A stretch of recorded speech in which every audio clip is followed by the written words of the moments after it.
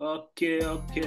Hello, family. It is your boy, Optimus Sniper. Ok. Bienvenue dans cette vidéo. Nous allons essayer de parler du bilan de la semaine du 28, si je ne me trompe pas. La semaine du 28 avril au 3 mai. D'accord, au 2 mai, parce que la semaine s'est terminée hier, le 2 mai. Comme je vous ai dit tantôt, je vais documenter ce processus dans le compte YouTube par rapport au challenge FTMO que je suis en train de mettre en place, d'accord? Que je suis en train d'essayer de valider avec cette stratégie que j'ai mis à disposition aux élèves aux élèves que je suis personnellement en tout cas. Ok, déjà pour cette semaine, vous devez savoir que si vous n'êtes pas habitué à cette stratégie, ça veut dire que moi j'exécute un seul trade par jour et régulièrement cette stratégie va toujours me donner un trade par jour et que ce trade soit SL ou TP, je ne vais plus trader pour la suite de la journée.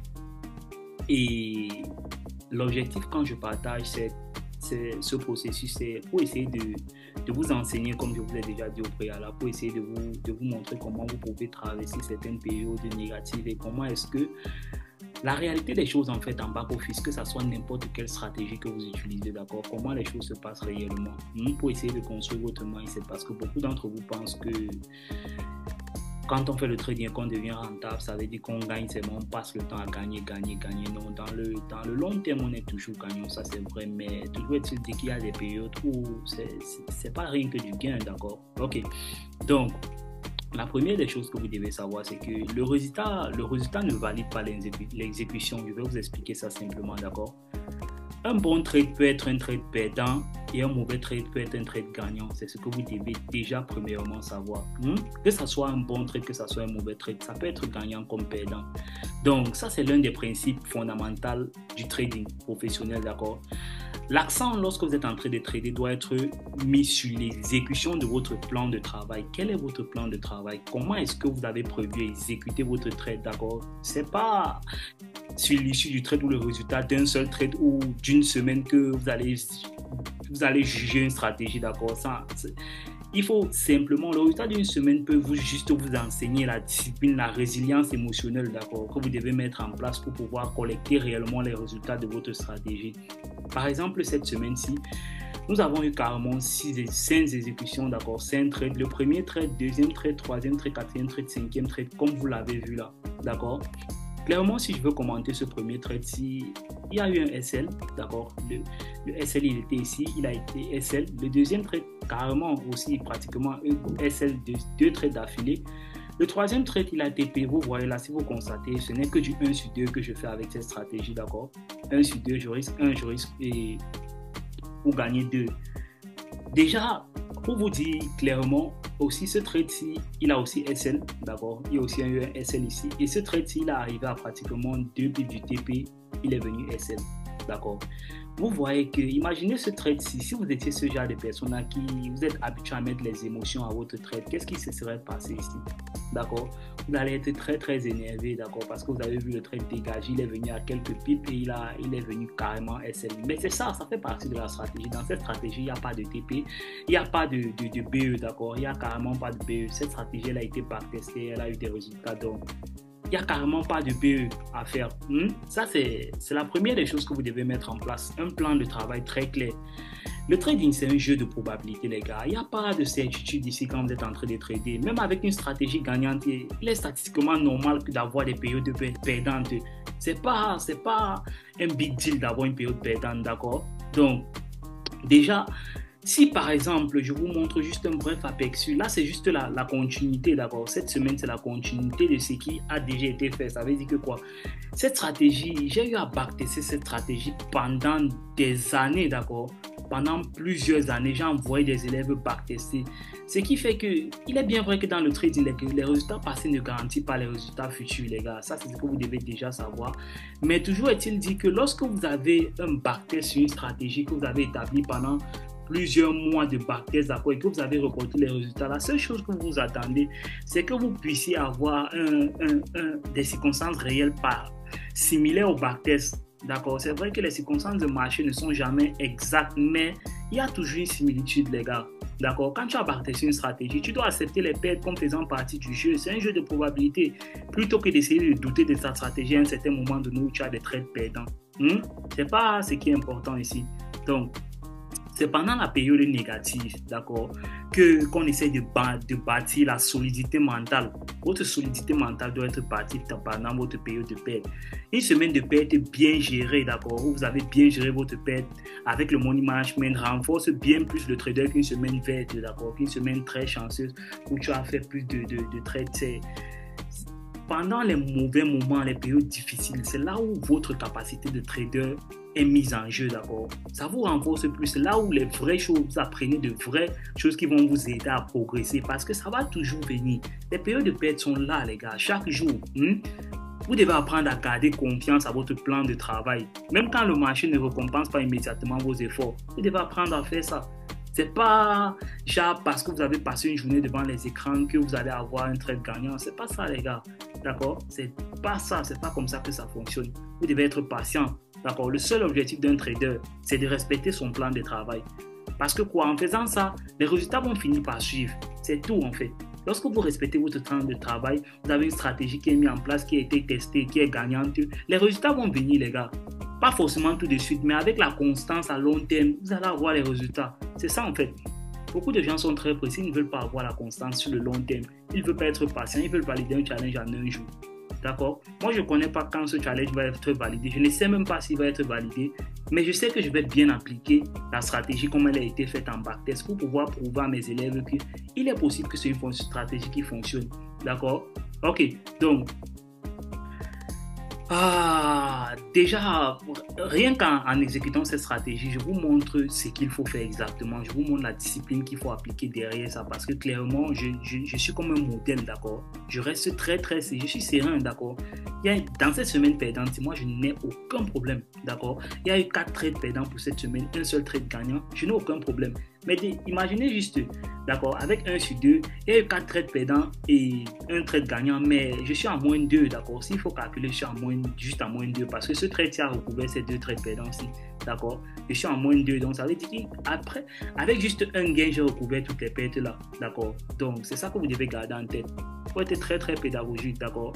Une semaine, la réalité, c'est qu'une semaine rouge, en fait, c'est une semaine de victoire. Je vais vous montrer ces différentes exécutions dans le compte FTMO.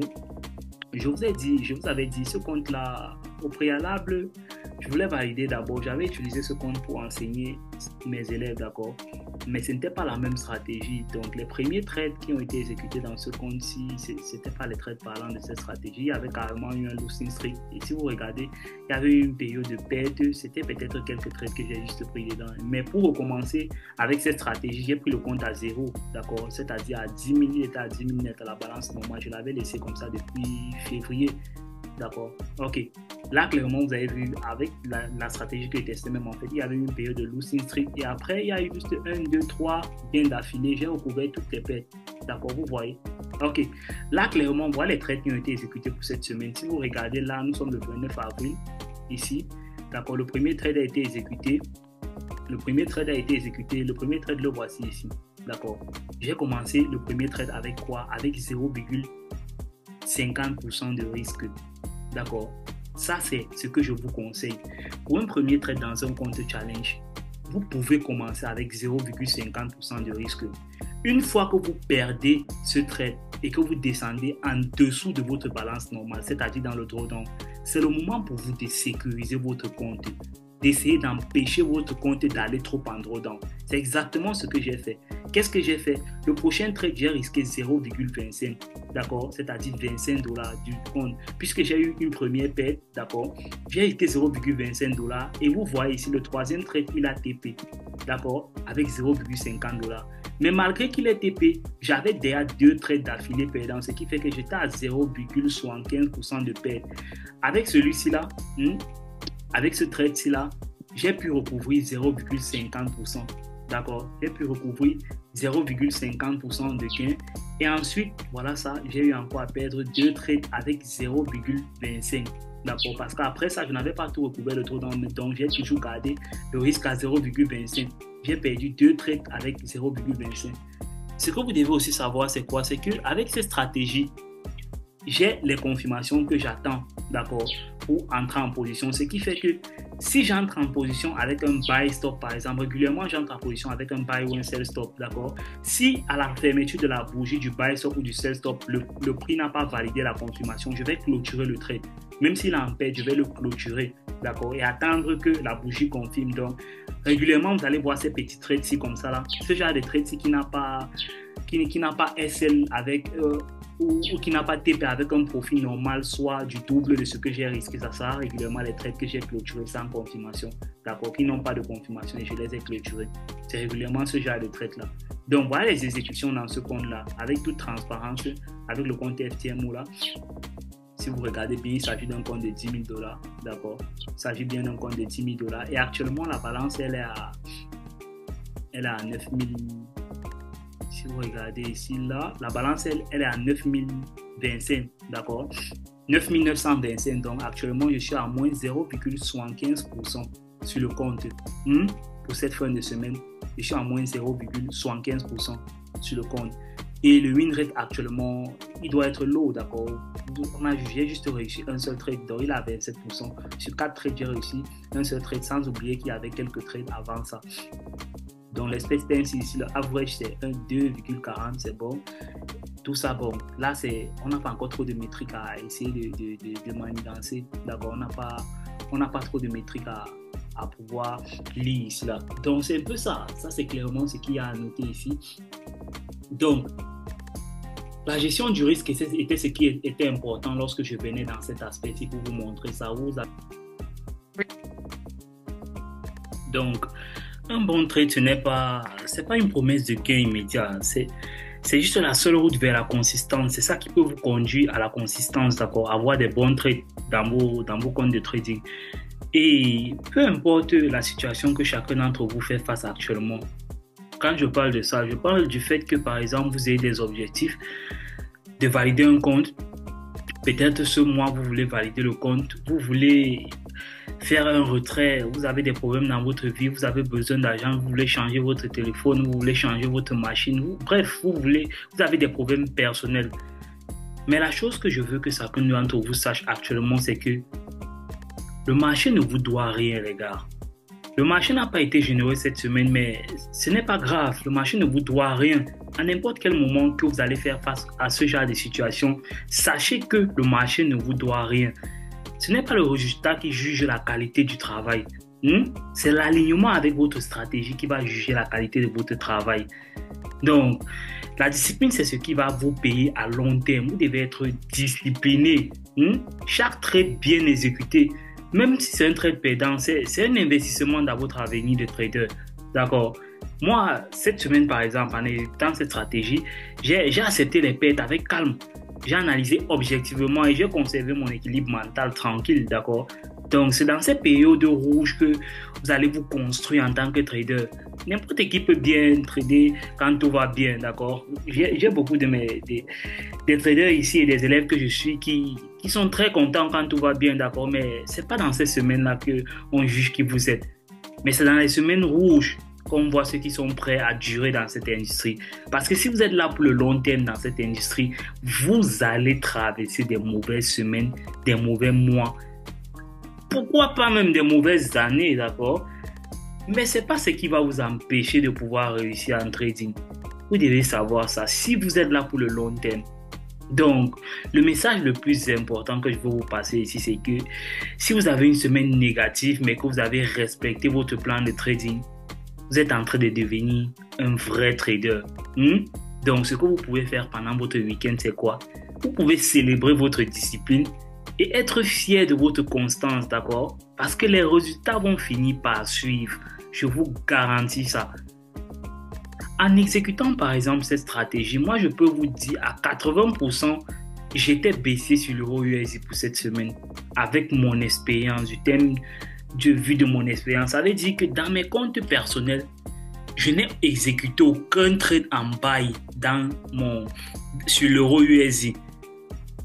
Mais lorsque vous avez backtesté une stratégie qui n'a au préalable pas inclus la grande tendance, qui s'est chargée de trader, vous avez eu vos règles de backtest, d'accord, vous avez inclus la contre-tendance, la grande tendance, mais vous avez eu des résultats positifs, c'est pas le moment pour moi de dire que je vais mettre mon expérience dans cette stratégie et essayer d'éviter les trades de buy. Non, c'est pas ça, c'est pas de ça qui se traduit. Il s'agit d'exécuter aveuglement, d'appliquer bêtement ce que j'ai eu à faire dans les backtests et de voir les résultats que ça va donner. D'accord? Donc, on va clôturer cet enseignement comme ça pour cette semaine. C'est ce que je voulais vous faire passer comme message. Et toi, je suis un mentor, optimiste, sniper.